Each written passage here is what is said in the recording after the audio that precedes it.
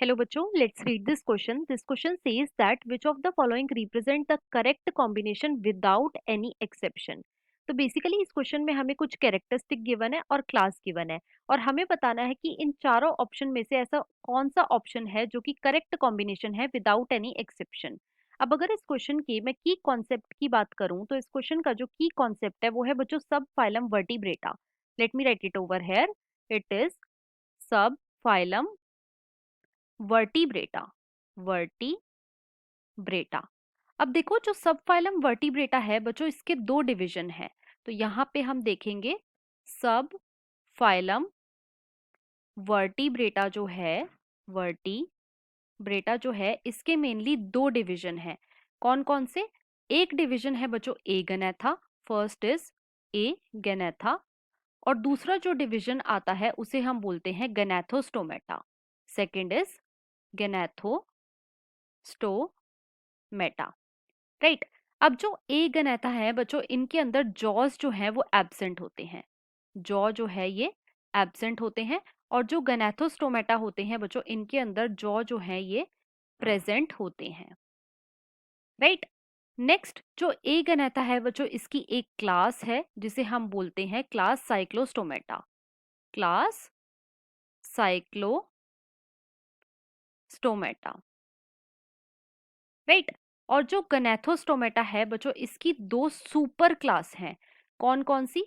पहली super class है बच्चों सुपर क्लास पाइसिस, और दूसरी जो सुपर क्लास है उसे हम बोलते हैं सुपर क्लास टेट्रापोडा।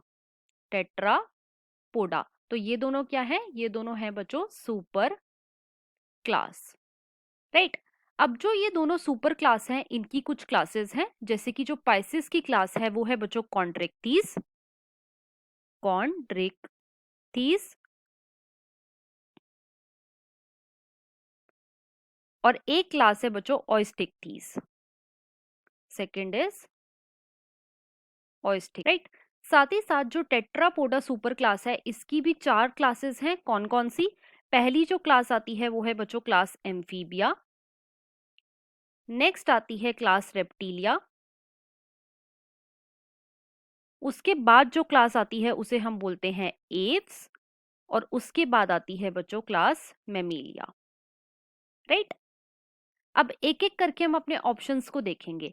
तो ऑप्शन ए में हमें कैरेक्टरिस्टिक में गिवन है sucking and circular mouth, jaws absent, integument without scales and paired appendages, और इसकी क्लास हमें गिवन है बच्चों साइक्लोस्टोमेटा। तो यहाँ पे ये ऑप्शन हमारा इनकरेक्ट हो जाएगा। क्यों?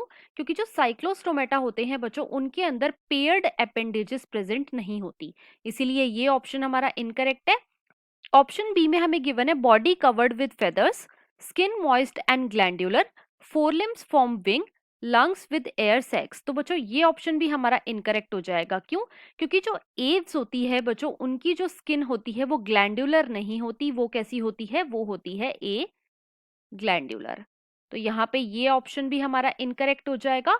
ऑप्शन सी में हमें गिवन है mammary glands, hair on body, pinna, two pair of limbs, और इसकी क्लास में हमें गिवन है मेमिलिया। तो बच्चों ये ऑप्शन भी हमारा इनकरेक्ट है।